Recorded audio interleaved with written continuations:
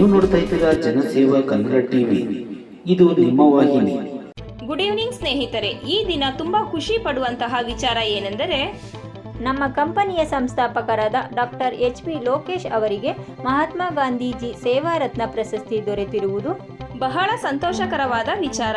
ಧನ್ಯವಾದಗಳನ್ನು ಕೋರುವವರು DN ನಾಗರಾಜ್ ರವರು, ಜನಸೇವಾ ಕನ್ನಡ ಟಿವಿ ಸಂಸ್ಥಾಪಕರು ಹಾಗೂ ಕಾಂಗ್ರೆಸ್ ಮುಖಂಡರು ಹುಣಸೂರು. ನಿಮಗೆ ಹೃದಯಪೂರ್ವಕವಾದ ಅಭಿನಂದನೆಗಳನ್ನು ಸಲ್ಲಿಸುತ್ತೇವೆ.